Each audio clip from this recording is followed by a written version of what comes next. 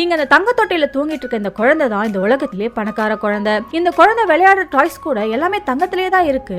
ஆக்சுவலா இந்த குழந்தையோட அப்பா தான் இந்த உலகத்திலேயே பணக்காரரு. அதனாலேயே இவர் அவர் பையனை வெளியில எங்கேயுமே அனுப்பாம டான்ஸா இருக்கட்டும் படிப்பா இருக்கட்டும் எல்லாத்தையுமே அவர் வீட்லயே தான் சொல்லி தராரு. அதே மாதிரி இந்த பையனுக்கு சயின்ஸ்ல ரொம்ப இன்ட்ரெஸ்ட் இருக்குன்னு அவங்க வீட்டு பேஸ்மெண்ட்லயே ஒரு சயின்ஸ் லேபும் வச்சு கொடுக்கறாரு. இவனுக்கு சயின்ஸ் சொல்லி கொடுக்கறதுக்காக இந்த உலகத்திலேயே one of the best scientist அப்பாயிண்டும் பண்றாரு. அதே மாதிரி இந்த பையனுக்கு ஸ்போர்ட்ஸ்லயும் இன்ட்ரெஸ்ட் அதிகம். அதுலயும் பேஸ்பால் விளையாடுறதுன்னா ரொம்பவே பிடிக்கும். சோ இவன் வீட்டுல வேலை பார்க்கறவங்க கூட தான் விளையாடிட்டு இருக்கான். ஏன்னா இவனுக்கு ஃப்ரெண்ட்ஸ்னு யாருமே கிடையாது. ஒரு நாள் அவங்க அப்பாவோட புது கம்பெனியோட இனாகிரேஷனுக்காக போறான். அப்பதான் பக்கத்து தெருவுல இவன் வயசு பசங்க பேஸ்பால் விளையாடுறத பாக்குறான். அதை பார்த்ததுமே இவனுக்கும் அவங்க கூட போய் விளையாடணும்னு ஆசை வருது. ஆனா அதுக்குள்ள அவனோட செக்யூரிட்டி கார்ட்ஸ் சேஃப்டி இல்லைன்னு அவன் அங்க இருந்து கூட்டிட்டு போயிடுறாங்க.